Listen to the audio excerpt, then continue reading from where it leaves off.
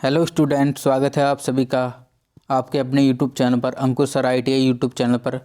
Student, आज की video हम बात करने वाले कि आईटीआई के सीबीटी एग्ज़ाम में जो एम्प्लॉयबिलिटी स्किल यानी फर्स्ट ईयर में जो जिस प्रकार के क्वेश्चन पूछे जा रहे हैं उसमें हम ये वीडियो 3 लेकर आए हैं, जिसमें हम चैप्टर आपका कम्युनिकेशन का कराने वाले हैं। इसमें आपके 1 से लेकर 35 तक क्वेश्चन हम डिस्कशन करने वाले हैं। ये क्वेश्चन आपका आईटीआई एग्ज़ाम में 100% सेम टू सेम देखने को मिलने वाले हैं, इनमें कोई भी चेंज नहीं होने वाला है। तो वीडियो को ज़्यादा से ज़्यादा शेयर करें और लाइक करें, अपने दोस्तों के साथ जल्दी से शेयर करें। यदि आपने चैनल पर अभी नए हैं तो ज़रूर से सब्सक्राइब कर लें और बेल नोटिफिकेशन को ऑन कर लें। तो आज का हमारा टॉपिक रहने वाला है कम्युनिकेशन यानी संचार। किस प्रकार से इसके क्वेश्चन है, चलिए शुरू करते हैं। एम्प्लॉयबिलिटी स्किल यानी communication. Question number 1, group discussion में दिए गए अभिव्यक्ति का सही संदर्भ चुनें। एक्सक्यूज मी आई वुड, यानी ये ग्रुप डिस्कशन में आपका ये प्रश्न दिया गया है, जिसमें आपका प्रश्न है इसमें सही विकल्प चुनना है। एक्सक्यूज मी आई वुड, तो इसका राइट आंसर क्या है? इंटरप्टिंग, यानी ए इस क्वेश्चन का राइट आंसर हो जाएगा। तो दोस्तों ए इस क्वेश्चन का आपका राइट आंसर हो जाएगा। क्वेश्चन नंबर 2 की बात करते हैं। कम्युनिकेशन जिसमें शब्दों का उपयोग बिना सूचना के यानी बिना सूचना का आदान प्रदान शामिल है कहा जाता है। तो बिना सूचना के आदान प्रदान शामिल है उसे कहा जाता है नॉन वर्बल कम्युनिकेशन। तो यानी डी इस क्वेश्चन का राइट आंसर हो जाएगा, नॉन वर्बल कम्युनिकेशन। तो स्टूडेंट, इसकी पीडीएफ आपको टेलीग्राम पर मिल जाएगी, ज्वाइन कर लें सभी। और सोशल मीडिया का लिंक वीडियो को डिस्क्रिप्शन बॉक्स में है, ज़रूर जाकर फॉलो करें। क्वेश्चन नंबर 3, किसी विशेष कार्य के लिए समर्पण को कहा जाता है। किसी विशेष कार्य के लिए समर्पण को कहा जाता है। तो स्टूडेंट, किसी विशेष कार्य के लिए जो समर्पण हम करते हैं, ये कमिटमेंट करते हैं, उसे कहा जाता है, तो उसे कहा जाता है कमिटमेंट। तो यानी 20 क्वेश्चन का राइट आंसर हो जाता है समर्पण। क्वेश्चन नंबर 4, एसएमएस का विस्तार क्या है। तो स्टूडेंट, जो फ़ोन आपके पास है इसमें जो एसएमएस आते हैं, इसका शॉर्ट विस्तार यानी इसकी फुल फॉर्म क्या है आपको बतानी है।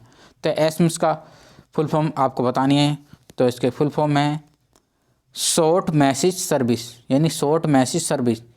अर्थात इस क्वेश्चन का राइट आंसर आपका डी है। क्वेश्चन नंबर 5, फोर यानी स्मार्ट, फोर के लिए यानी smart goal, S stand for, यानी स्मार्ट यानी गोल के लिए एस का मतलब क्या है, यानी एस का मतलब क्या है, जो एस का बताना है इसका मतलब क्या है।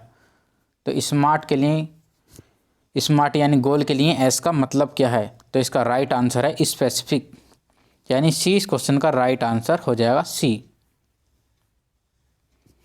क्वेश्चन नंबर 6, नाखून काटना वाला हाव भाव दर्शाता है। तो स्टूडेंट, नाखून काटने का हाव भाव जो आपका दर्शाता है, इसे क्या कहते हैं? तो इसे कहते हैं इनसिक्योरिटी, यानी इनसिक्योरिटी से कहते हैं। नाखून काटने का वाला जो हाव भाव दर्शाता है इनसिक्योरिटी कहलाता है। जो इसमें सीधा चलना या इसी प्रकार से उसे कहा जाता है कॉन्फिडेंस, यानी सीधा चलना यानी स्ट्रेट चलना किसी दिशा में। क्वेश्चन नंबर 7, तेज और सीधा चलना का हाव भाव दर्शाता है। तो सीधा और तेज चलना का हाव भाव दर्शाता है, आपको अभी बताया इसका राइट आंसर है कॉन्फिडेंस, यानी आत्मविश्वास। तो सी इस क्वेश्चन का राइट आंसर हो जाएगा। क्वेश्चन नंबर 8, लक्ष्य को के रूप में वर्गीकृत किया गया है। तो स्टूडेंट, लक्ष्य को किस प्रकार वर्गीकृत किया गया है? तो लक्ष्य को स्टूडेंट अल्पकालिक और दीर्घकालिक, यानी अल्पकालिक और दीर्घकालिक, यानी शॉर्ट टर्म या लॉन्ग टर्म के लिए वर्गीकृत किया गया है। तो इसका आंसर डी हो जाएगा। क्वेश्चन नंबर 8 का आंसर डी। क्वेश्चन नंबर 9, आमने सामने के संचार में टोन ऑफ वॉइस, यानी टोन ऑफ वॉइस का विस्तार कितना है? आपको बताना है कि कितने % होता है आमने सामने के संचार में टोन ऑफ वॉइस, यानी कितने % शामिल होता है। तो इसका राइट आंसर है 38%, यानी टोन ऑफ वॉइस है जो कि आपका 38% शामिल होता है। तो 20 क्वेश्चन का राइट आंसर है। क्वेश्चन नंबर 10 भी इसी प्रकार का क्वेश्चन है, कुछ सेम टू। आमने सामने के संचार में बॉडी लैंग्वेज कितने % होती है? तो दोस्तों, आमने सामने के संचार में बॉडी लैंग्वेज होती है आपकी 55%। तो यानी सी इस क्वेश्चन का राइट आंसर हो जाएगा सी, आमने सामने के संचार में। क्वेश्चन नंबर 11, आंतरिक प्रेरणा है। जो स्टूडेंट आंतरिक यानी इंटरनल जो मोटिवेशन होता है या आंतरिक प्रेरणा है वो किस प्रकार की है? तो आंतरिक प्रेरणा है लॉन्ग लास्टिंग यानी ज़्यादा देर तक टिके यानी अंत तक टिके रहें किसी कार्य के लिए, वह आंतरिक प्रेरणा कहलाती है। तो 20 क्वेश्चन का राइट आंसर है। क्वेश्चन नंबर 12 है, रेलवे या उड़ान की घोषणा शिक्षक का लेक्चर किसके अंतर्गत आता है? तो स्टूडेंट रेलवे स्टेशन पर ये अनाउंसमेंट होता है, यह फ्लाइट उड़ने से पहले जो घोषणा जो अनाउंसमेंट किया जाता है, या शिक्षक का लेक्चर जो आपको पढ़ाते हैं वो किस प्रकार का किसके अंतर्गत आता है? तो उसका राइट आंसर है कॉम्प्रिहेंसिव लिसनिंग के अंतर्गत आता है। तो स्टूडेंट उसे कहते हैं कॉम्प्रिहेंसिव लिसनिंग। जैसे म्यूजिक सुनना उसका आता है प्रशंसात्मक लिसनिंग। तो डी इस क्वेश्चन का राइट आंसर है। क्वेश्चन नंबर 13 है, आनंद प्राप्त करने के लिए केवल गाने सुनना किसके अंतर्गत आता है? तो स्टूडेंट केवल गाना सुनने के लिए, आनंद प्राप्त करने के लिए वह किसके अंतर्गत आता है गाना सुनने के लिए? तो इसका राइट आंसर है प्रश्नात्मक लिसनिंग यानी सी इस क्वेश्चन का आपका राइट आंसर हो जाएगा। क्वेश्चन नंबर 13 का राइट आंसर सी हो जाएगा। क्वेश्चन नंबर 14 है, मोटिवेशन को वर्गीकृत किया गया है। तो स्टूडेंट मोटिवेशन को वर्गीकृत किया गया है, तो इसका राइट आंसर है मोटिवेशन को इंटरनल यानी आंतरिक और बाह्य, दो प्रकार से मोटिवेशन को यहाँ पर वर्गीकृत किया गया है, इंटरनल और एक्सटर्नल जो मोटिवेशन होता है इनका। क्वेश्चन नंबर 15 है, शोर गर्मी या ठंडी वाली शारीरिक असहजता किसके अंतर्गत आती है? शोर, गर्मी या ठंडी वाली शारीरिक असहजता किसके अंतर्गत आती है? तो इसका आता है शोर या गर्मी जो कि आती है पर्यावरण, जो कि पर्यावरण असहजता के अंतर्गत आती है। तो राइट आंसर डी है इस क्वेश्चन का। क्वेश्चन नंबर 16, आवाज़ की पिच का उठना और गिरना कहलाता है। तो स्टूडेंट आवाज़ की पिच का उठना और गिरना क्या कहलाता है? तो स्टूडेंट आवाज़ की पिच का उठना या गिरना कहलाता है इंटोनेशन। तो यहाँ पर आवाज़ की पिच का उठना और गिरना कहलाता है इंटोनेशन। क्वेश्चन नंबर 17, मानव प्रयासों में सही और गलत के अध्ययन को कहा जाता है। मानव प्रयासों में सही और गलत के अध्ययन को क्या कहा जाता है? तो सही और गलत के अध्ययन को कहा जाता है इथिक्स, यानी सी इस क्वेश्चन का राइट आंसर हो जाएगा। इथिक्स कहा जाता है सही और गलत के प्रयासों के अध्ययन को। क्वेश्चन नंबर 18, समस्या समाधान प्रक्रिया में समाधान चयन करने के बाद यानी समाधान खोजने के बाद या प्रॉब्लम सेलेक्ट यानी सॉल्यूशन ढूंढने के बाद आगे क्या करना चाहिए? समस्या के लिए सॉल्यूशन ढूंढने के बाद आगे क्या करना चाहिए समाधान प्रक्रिया में? तो इसका राइट आंसर है समाधान को लागू करें, इम्प्लीमेंट द सॉल्यूशन। तो डी इस क्वेश्चन का राइट आंसर हो जाएगा, डी। क्वेश्चन नंबर 19 है आपका, कौन सा कारक है जो लोगों को मोटिवेट करता है? तो दोस्तों कौन सा कारक है जो लोगों को मोटिवेशन करता है? तो यह कारक है घबराहट ना होना। यदि आपको किसी भी प्रकार की घबराहट नहीं है तो यह कारक है कि आपको मोटिवेशन करने में मदद करता है। तो लैक ऑफ नर्वसनेस यानी डी राइट आंसर है। क्वेश्चन नंबर 20, 3P यानी पब्लिक स्पीकिंग में 3P का मतलब क्या है? 3P का मतलब क्या है? तो इसका मतलब है प्रिपेयर, प्रैक्टिस, परफॉर्म। तो इसका राइट आंसर है आपका बी, प्रिपेयर, प्रैक्टिस, परफॉर्म। तो यानी 20 क्वेश्चन का राइट आंसर हो जाएगा 3P का मतलब है ये prepare, practice, perform. Question number 21, interview etiquette में क्या है यानी इंटरव्यू एटिकेट में क्या करना चाहिए? इसका राइट आंसर नर्वसनेस, ये भी नहीं करना चाहिए, इनफॉर्मल ड्रेस, ये भी नहीं होना चाहिए, एग्जीक्यूटिव जेस्चर, ये भी नहीं होना चाहिए, काल्म अप्रोच। यानी इस क्वेश्चन का राइट आंसर है इंटरव्यू में क्या करने का कर्तव्य है, सी इस क्वेश्चन का राइट आंसर है। तो स्टूडेंट इसी प्रकार के क्वेश्चन आपके एग्जाम में सेम टू सेम मिलने वाले हैं, इसमें किसी भी प्रकार का चेंज नहीं होने वाला है। क्वेश्चन नंबर 22, इंटरव्यू एटिकेट में डोंट क्या यानी क्या नहीं करना चाहिए, तो इसका राइट आंसर है क्या नहीं करना चाहिए। ये करना चाहिए, आत्मविश्वास रखें, ये तो करना चाहिए, ठीक ढंग से कपड़े पहनने चाहिए, प्रॉपर आई कांटेक्ट यानी सीधे आई का कांटेक्ट आपको सीधे बनाए रखना चाहिए बात करते समय। इसका राइट आंसर हो जाए नौकरी पाने के लिए अपनी अक्षमताओं के बारे में झूठ बोलें, तो यह नहीं करना चाहिए, तो डी इसका राइट आंसर है, डी। क्वेश्चन नंबर 23, बोलने में बाधा क्या डालता है। तो स्टूडेंट बोलने में बाधा आपको क्या डालता है, तो इसका राइट आंसर है घबराहट, यानी यह आपको बोलने में एक बाधा डालता है। तो क्वेश्चन नंबर 23 का राइट आंसर है सी, तो इसका राइट आंसर है सी। क्वेश्चन नंबर 24 है, इंटरव्यू में एडिकेट क्या है, यानी क्या कर सकते हैं इंटरव्यू में, क्या करना चाहिए, तो इसका राइट आंसर है, क्वेश्चन नंबर 24 का राइट आंसर है कॉन्फिडेंस रहना, यानी कॉन्फिडेंस रहना चाहिए इंटरव्यू में। ज़्यादा कैजुअल कपड़े ये भी नहीं करना चाहिए, नौकरी पाने के लिए झूठ भी नहीं बोलना चाहिए, बहुत इशारे भी नहीं करना चाहिए, तो राइट आंसर है सी, सी राइट आंसर है सी। क्वेश्चन नंबर 25, कौन सा एक अच्छा संचार है। तो स्टूडेंट कौन सा एक अच्छा संचार है, कौन सा एक अच्छा संचार है।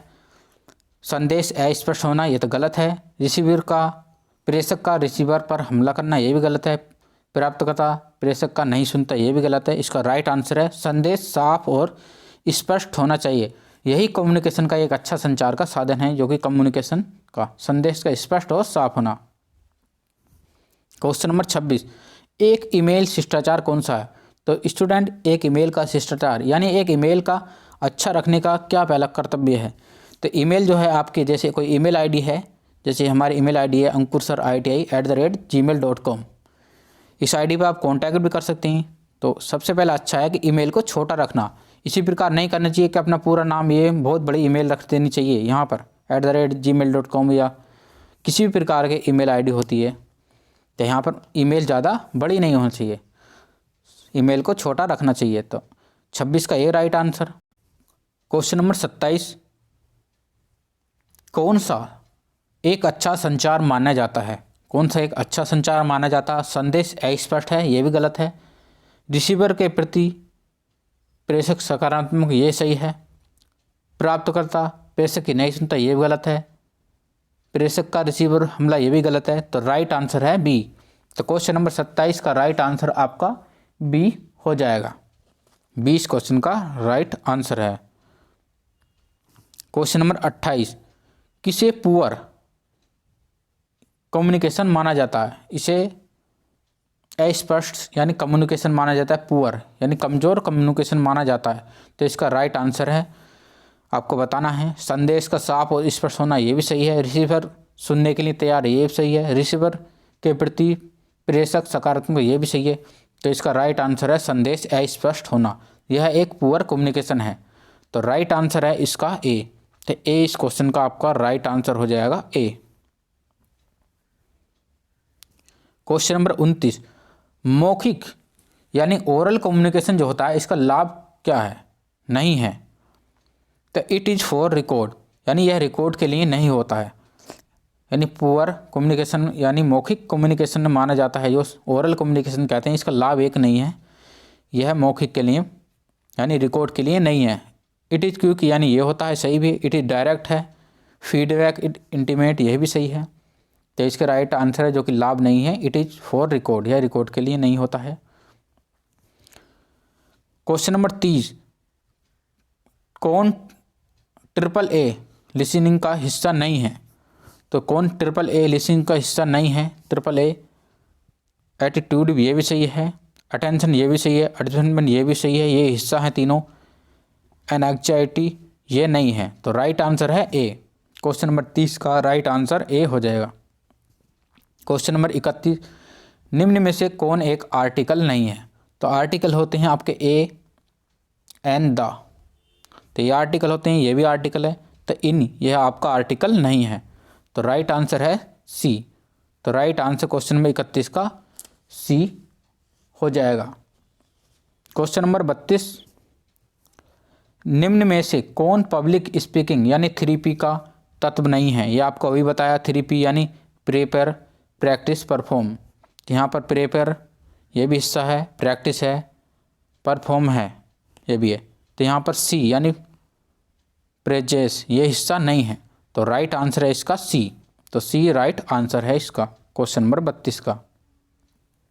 क्वेश्चन नंबर 33, सफलता प्राप्त करने के लिए कौन सा आवश्यक लक्षण नहीं है?